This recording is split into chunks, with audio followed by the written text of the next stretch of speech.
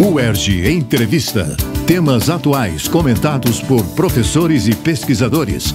Um espaço para reflexão sobre o nosso dia a dia. Quando falamos sobre a escola e salas de aula, a primeira imagem que nos vem à cabeça é de estudantes sentados às suas carteiras, de frente para um professor e um quadro. No entanto, a realidade da educação ao redor do mundo já é outra, principalmente no contexto pós-pandemia. Com o avanço da tecnologia, a sociedade se adapta em todos os âmbitos e não é diferente no meio educacional. Novas metodologias de ensino mudam o processo de aprendizado e inovam ao trazer diversão e engajamento para as salas de aula. Métodos educativos como esses têm se tornado cada vez mais comuns no Instituto de Aplicação Fernando Rodrigues da Silveira, o CAP-UERJ, devido ao trabalho do Grupo de Pesquisa em Tecnologias Educacionais Disruptivas no Ensino de Ciências Biológicas. Para nos contar um pouco mais sobre esses projetos, convidamos Ney Melo, o coordenador do grupo. Ney Melo é professor do Departamento de Ciências da Natureza do CAP-UERJ, da pós-graduação em Ensino de Ciências e do Programa de Mestrado Profissional em Ensino de Biologia da UERJ. Possui mestrado em Biologia e doutorado em Ciências pela UERJ. Além disso, já participou de consultorias e produções junto ao canal Futura de televisão, Rede Globo e afiliadas em séries e campanhas relacionadas à divulgação científica e biologia animal. Eu sou Natália Siciliano e este é o UERJ Entrevista. Professor Ney, obrigada por aceitar o nosso convite. Obrigado, Natália. É um prazer estar aqui. Primeiramente, professor, o senhor poderia nos explicar o que impulsionou a criação do grupo de pesquisa e como começaram a trabalhar em seus projetos? O que impulsionou o grupo de pesquisa a ser criado foi a necessidade desse grupo num colégio de aplicação como o da UERJ. Nós temos hoje no CAP mais de 100 projetos de extensão, e isso é histórico, a gente é um grande produtor de projetos de extensão, e estava faltando alguma coisa voltada à inclusão que fizesse uma ponte entre as disciplinas curriculares, então biologia, história, geografia, etc., e fizesse alguma ponte com a inclusão do aluno. E a gente, obviamente, começou pela biologia e por ciências, já que eu sou professor dessa área. Então, a ideia era pegar o aluno que é neurotípico e o aluno que é neurodiverso e juntar nessas atividades. A gente, por um tempo, teve um índice de reprovação bastante alto em ciências, em biologia, e a gente queria mudar esse quadro, né? Então, o que nós notamos no início? Um aluno desmotivado, um aluno que não engajava, um aluno que muitas vezes largava ciências e biologia de lado, porque aquilo ali parecia ser muito difícil, e tem conteúdos muito difíceis mesmo. Então, por que não a gente usar o que é do jovem, o que sempre foi, né? Que é o jogo, para poder ensinar ciências e biologia. Então daí nasceram alguns projetos, como o Gamificap, como o Se Empodere, que é de produção audiovisual educacional. E aí a gente começou a notar que a gente estava trabalhando com tecnologias educacionais disruptivas. E por que disruptivo? Porque o disruptivo ele rompe com o tradicional. É algo novo, é algo que tira da zona de conforto, é algo que mexe com o ensino tradicional e que muitas vezes o professor não quer mexer, o aluno não quer mexer, e a gente resolveu pegar essa empreitada e partir para cima. Então criamos um laboratório de tecnologias educacionais disruptivas e inclusivas. Um dos projetos que o grupo trabalha é o Gamificap, utilizando aplicativos e jogos com potencial pedagógico. O senhor pode nos falar mais sobre o conceito da gamificação de conteúdos e como isso é posto em prática? A gamificação de conteúdos hoje na literatura tem uma controvérsia se é a mesma coisa que o aprendizado baseado em jogos. O que é isso? Será que se eu boto elementos de jogos num conteúdo, por exemplo, de biologia, é a mesma coisa que gamificação virtual? A gente trabalha nisso como sinônimos, ou seja, pouco importa a controvérsia da literatura, o que importa é a prática do dia a dia, a prática pedagógica. Então, pra gente colocar qualquer coisa que tenha a ver com um jogo, com aprendizado lúdico, tá valendo para pulverizar conteúdos de biologia e de ciências, e até de qualquer outra área. A gente já reparou que isso funciona. Então, o Gamificap, ele sai um pouco daquela gamificação que é do tabuleiro, que é da gamificação física, do jogo de cartas, e parte para o mundo virtual. Por que isso? O Gamificap, inclusive, nasceu um pouco depois da época da pandemia, do isolamento social. Nós percebemos o nosso aluno totalmente desengajado e desmotivado para fazer atividades. E, no entanto, durante a pandemia, houve uma vantagem pedagógica para a gente. Justamente a emergência de diversos aplicativos e plataformas que serviam para múltiplas tarefas. Por exemplo, até o mundo corporativo começou a usar mais a gamificação virtual. Por quê? O funcionário está em casa, então quando você usa a gamificação, melhora o engajamento. Ele está jogando e aprendendo ou fazendo alguma atividade. Então percebemos isso e resolvemos extrapolar para a educação. Começamos a procurar plataformas, aplicativos que fossem de celular, para tablet, para computador, que a gente pudesse de alguma forma fazer o nosso aluno jogar o conteúdo. O jogo muitas vezes tira aquele peso do aluno de que, olha, eu errei uma tarefa, não quero mais fazer, porque o erro é considerado um fracasso. Quando o aluno joga, nós já percebemos isso desde que o Gamificap foi criado, o aluno ele vê o erro como uma possibilidade dele melhorar. E muitas vezes de competir entre os seus colegas. E a competição muitas vezes não é bem vista, até no meio acadêmico, né? No meio pedagógico, mas a gente reparou que essa era uma competição saudável. O nosso aluno ele queria ser melhor do que ele mesmo, do que o colega, e isso promovia o engajamento, a motivação e o melhor aprendizado. Então foi assim que nasceu o Gamificap. E até hoje a gente procura sempre um aplicativo que emerge, um aplicativo que aparece, seja um jogo já pronto, até de videogame, ou seja um aplicativo que é voltado para educador fazer o jogo, não importa. Se tem um potencial pedagógico, nosso laboratório vai atrás.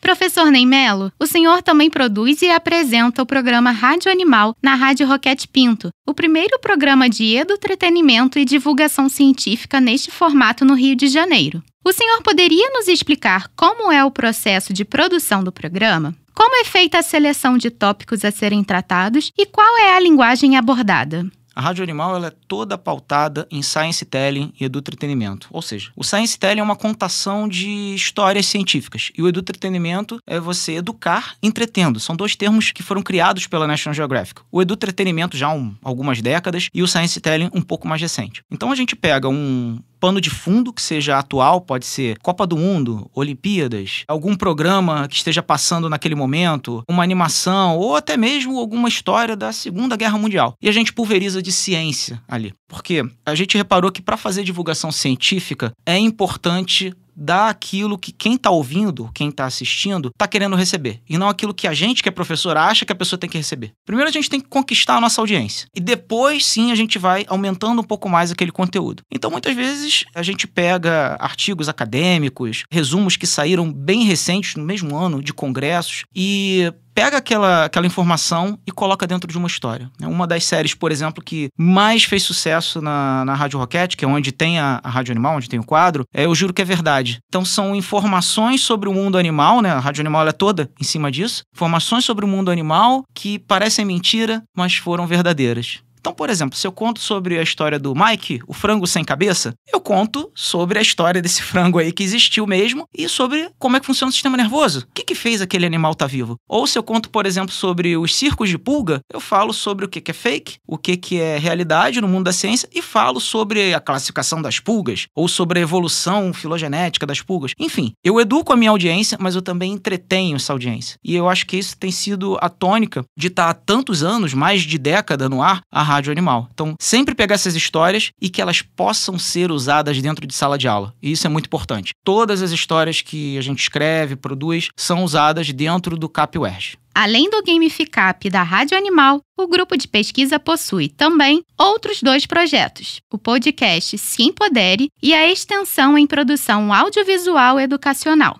O senhor poderia falar um pouco deles e como eles são utilizados em sala de aula? O Se Empodere é um projeto que nasceu durante a pandemia, ele é filho da pandemia. Por quê? A gente queria entreter, queria ensinar, queria levar aulas que muitas vezes o aluno não tinha internet ainda para acessar, que o aluno tinha dificuldades em pegar um texto, por exemplo, estava isolado, né? Então, por que a gente não faz podcast, né? Então, o podcast também é um conteúdo radiofônico e eu peguei essa experiência de muitos anos da Roquete, de fazendo o programa lá, para criar conteúdo que fosse videoaula, que fosse do entretenimento também, que fossem pequenas pílulas, né? Pequenas curtas que o aluno pudesse aprender naquela pandemia e muitas vezes que ele pudesse se sentir melhor. Alguns podcasts foram feitos para o aluno se sentir melhor, se sentir recebido por alguém, recebido por um professor, ainda que à distância. Então essa era uma vertente do que a gente usava lá no CAP e hoje a gente ensina os nossos alunos a fazerem podcasts, a fazerem conteúdos criativos que tenham a ver com ciência, sempre a ver com as nossas aulas. E o projeto de produção audiovisual educacional, ele foi o primeiro que eu implementei no CAP UERJ. Ele não nasceu na pandemia, mas ele nasceu numa necessidade de se produzir audiovisual para a educação. E também de ensinar o nosso futuro professor O Colégio de Aplicação da UERJ forma professores. Então a gente também precisa ensinar essa ferramenta de produzir o audiovisual para esses professores que vão estar em sala daqui a alguns anos. Tem que sair um pouco desse ensino tradicional de quadro, escrever, e muitas vezes a gente fica preso até no slide. A gente tem que ir também pro audiovisual. E isso aí eu trouxe de experiências do canal Futura, peças que eu já fiz com eles, enfim. Trouxe um pouco dos amigos da área de humanas, né? Da área de televisão, da área de rádio também, se puderem, para criar outro tipo de conteúdo. Então a gente sempre tenta diversificar a forma que a gente ensina. Não dá para ter só uma didática. Então a gente precisa do podcast, que é o conteúdo de radioeducação, a gente precisa do audiovisual, a gente precisa do texto criativo, a gente precisa da aula tradicional, sim, é claro, a gente precisa da gamificação, a gente precisa de todas as ferramentas possíveis. É até o que volta àquela pergunta, né? Por que criar esse laboratório? A gente percebeu, sem querer, tropeçamos com uma temática que hoje está no CNPq, é cadastrado lá, que é de tecnologias educacionais. Então, tudo acaba voltando para o mesmo objetivo. Entreter o aluno, educar o aluno e promover novas ferramentas. E ensinar o aluno a executar essas ferramentas. Os nossos alunos aprendem a fazer audiovisual. Animação stop motion, Draw My Life, tudo isso aí a gente ensina o aluno a fazer o seu próprio conteúdo para ele também estudar.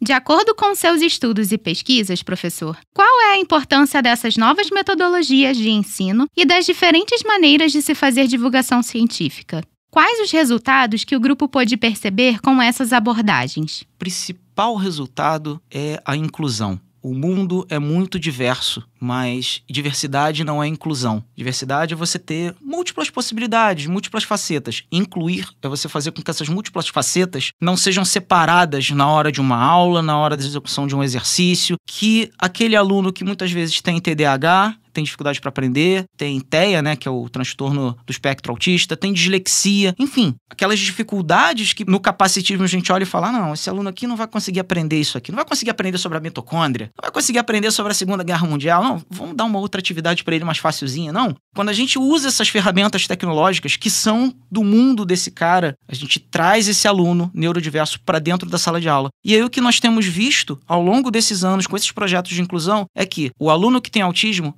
está fazendo trabalho junto com o aluno que é neurotípico. O aluno que tem TDAH muitas vezes está ajudando o meu aluno neurotípico a entender alguma coisa, porque todas essas neurodiversidades, elas também têm suas fortitudes. O hiperfoco, por exemplo, quando a gente fala que o TDAH tem um déficit de atenção, na verdade é um termo errado, ele tem um hiperfoco em alguma coisa, e aquilo atrapalha com que ele preste atenção naquilo que eu preciso que ele preste atenção. Então esse hiperfoco, muitas vezes, ele é desviado para alguma coisa que vai me beneficiar como professor. Então, se eu dou, por exemplo, um audiovisual que aquele aluno TDAH gosta, ou autista gosta, se eu dou tarefas que são de correlação, isso é muito importante para o aprendizado do autista, por exemplo, eu insiro isso num jogo, num simulador, num jogo de videogame que seja, num podcast que ele vai poder escutar por 1 minuto, em vez de ser uma aula entediante de 30 minutos, TDAH, ele não vai conseguir ficar 30 minutos no meu podcast. Eu tenho que criar estratégias para esse aluno. E eu percebi que a reprovação diminuiu, o engajamento. O que é o engajamento? É o aluno me procurar e falar assim, professor, caramba, gostei pra caramba, eu aprendi. Assim eu consegui aprender depois de tanto tempo. Professor, eu queria ser biólogo, como é que eu faço? Professor, eu não queria fazer biologia não, mas sabe que a área de ciências me chama muito a atenção? Professor, eu queria fazer games, como é que eu faço? Isso tem a ver com a área científica? Eu comecei a conquistar esse aluno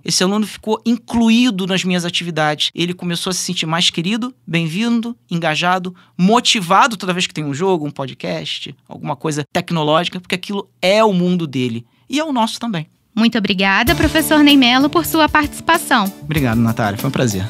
No UERJ Entrevista de hoje, conversamos com Ney Mello sobre novas metodologias de ensino científico. O programa Rádio Animal vai ao ar toda segunda-feira, às 7h45 da manhã, na Rádio Roquete Pinto, 94.1 FM, no Rio de Janeiro. Fique ligado no UERJ Entrevista e acompanhe a Rádio UERJ em cte.uerj.br/Rádio UERJ e nas principais plataformas de podcast. UERJ Entrevista. Produção Rádio UERJ. Realização Centro de Tecnologia Educacional, CTE.